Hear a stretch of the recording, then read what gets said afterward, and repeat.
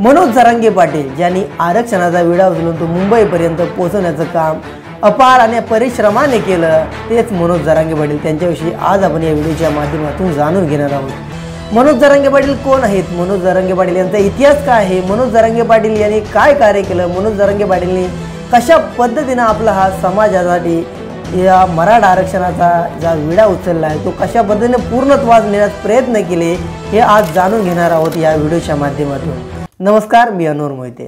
सध्या चर्चेत असलेलं व्यक्तिमत्व म्हणजेच मनोज जरांगे पाटील मराठा समाजाचे आंदोलक आणि मराठा समाजाच्या आरक्षणाचे जनक ज्यांना मानलं जाणार आहे आणि ज्यांनी इतिहास घडवला ते मनोज जरांगे पाटील। शेती विकली, घर तारण ठेवलं तरी मराठा समाजाचा यज्ञ तेवत ठेवला, ते म्हणजे मनोज जरांगे पाटील। त्यांचा जन्म 1 ऑगस्ट 1982 रोजी झाला। शिक्षण 12वी, जिल्हा परिषद शाळा मातोरी, जिल्हा बीड। आईचं नाव प्रभावती, वडिलांचं नाव रावसाहेब, पत्नीचं नाव सौमित्रा, मुलाचं नाव शिवराज, मुलींचं नाव वैष्णवी, प्रणाली आणि पल्लवी, अशा 3 त्यांना मुली आहेत। मराठा आंदोलनाच्या निमित्ताने सध्या आज मनोज जरांगे पाटील हे चर्चेचा विषय बनलेले आहेत। त्यांनी पुकारलेल्या आंदोलनस्थळी आतापर्यंत अनेक राजकीय नेत्यांनी भेटीगाठी सुद्धा दिलेल्या आपण अनेक वेळा पाहिलं गेलं असेल। न्यूज चॅनलच्या माध्यमातून, पेपरच्या माध्यमातून, तसेच सोशलच्या मीडियाच्या माध्यमातून आपण अनेक घडामोडी त्यांच्या पाहिलेल्या असतील।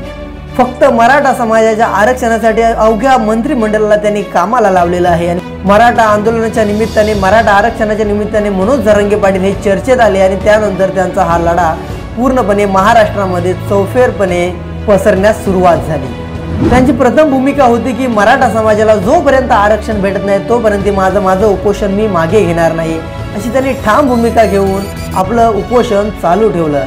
त्यानंतर संपूर्ण महाराष्ट्रात ही बातमी पसरली। त्यानंतर अनेक मराठा समाज बांधवांनी त्यांना सहकार्य, त्यांना सपोर्ट करण्याचा प्रयत्न केला।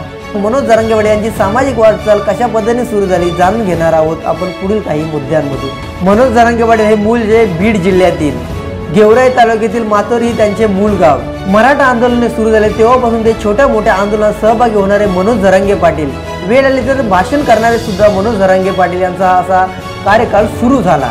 प्रसंगी पुढाकार घेऊन भाषण करता आले ते भाषण करून, त्यामागून भाषणाच्या माध्यमातून ते लोकांचा सपोर्ट घेऊन, लोक त्यांना सहकार्य करून मोठं पाठबळ त्यांच्या मागे उभं राहिलं। अंतरवली सराटी गावाच्या आंदोलनापूर्वी त्यांनी अनेक आंदोलन केली, परंतु ती आंदोलन एवढी महाराष्ट्रापर्यंत गाजली नाही कारण त्यांची जी मागणी होती ती त्यांच्या जिल्ह्यापुरती, तालुक्यापुरती मर्यादित होती। परंतु मराठा समाजाच्या आरक्षण संपूर्ण महाराष्ट्रातला अडलेला प्रश्न असून, महाराष्ट्रातल्या तमाम मराठी बांधवांना गरजेचा प्रश्न असून त्यांनी जेव्हा या आरक्षणाला सुरुवात केली तेव्हापासून ते संपूर्ण महाराष्ट्रात प्रसिद्धी त्यांना भेटली आणि मराठा समाजाचे आरक्षणाचे ते नेते बनले आणि केंद्रस्थानी, केंद्रबिंदू सध्या ते आहेत। मराठवाड्यातील दुष्काळग्रस्त परिस्थितीत सुद्धा यांचं हे आंदोलनाचे काही मुद्दे दडलेले आहेत। कापूस, सोयाबीन पिकवणाऱ्या शेतकऱ्यांना शेतभाव मिळत नाहीत, तसेच शिकलेले मुलं शहरामध्ये स्पर्धा परीक्षेमध्ये गुंतलेले आहेत। तसेच गावामध्येही योग्य प्रयोग करून त्यामध्ये नवीन काहीतरी करण्याचा प्रयत्न सुद्धा काही शेतकरी करत आहेत, परंतु या प्रयोगांना प्रतिष्ठा मिळत नाही। त्यासाठीच त्यांनी अनेक प्रकारचे तरुण आहेत, ज्या तरुणांचं अजूनपर्यंत लग्न जमत नाही, अशा प्रकारच्या अनेक घटना या गावामध्ये पाहायला भेटतात। या सर्व तरुणांना आपले प्रश्न आरक्षणाच्या माध्यमातून संपूर्णपणे सुटू शकतात असा खोलवर त्यांच्या मनामध्ये रुजलेला आहे। त्यासाठीच मनोज जरांगे पाटील यांनी हे आंदोलन केलं। त्या मनोज जरांगे पाटील यांच्या आंदोलनात खूप सारी गर्दी जमते, अनेक प्रश्न या आंदोलनाच्या माध्यमातून ते मांडणार आहेत आणि अनेक प्रश्न या आरक्षणाच्या माध्यमातून समाजातील तरुणांचे सुटतील अशी त्यांना आशा आहे। मनोज जरांगे पाटील यांनी शुभा ही संघटना सुद्धा स्थापन केली। त्या संघटनेच्या माध्यमातून त्यांनी अनेक आंदोलनं, अनेक मोर्चे, अनेक प्रकारच्या लोकांचे सामाजिक कार्यासाठी प्रयत्न केले। त्यांनी एका भाषणात सांगताना सांगितलं, जगलो तर तुझा नाही तर कपाळावर कुंकू पुसून ठेव, असं सुद्धा मनोज जरांगे पाटील येताना सांगून आलो, असं सुद्धा त्यांनी एका भाषणात सांगितलं। जरांगे पाटील शहागड आणि अंकुशगड यांच्यामध्ये शहागडच्या छोट्याशा घरामध्ये राहतात।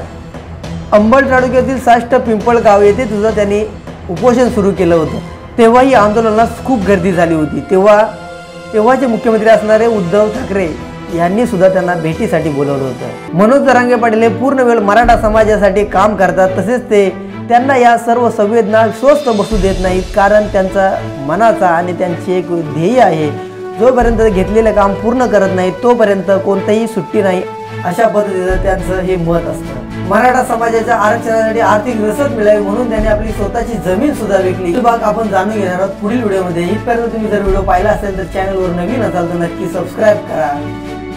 जय महाराष्ट्र।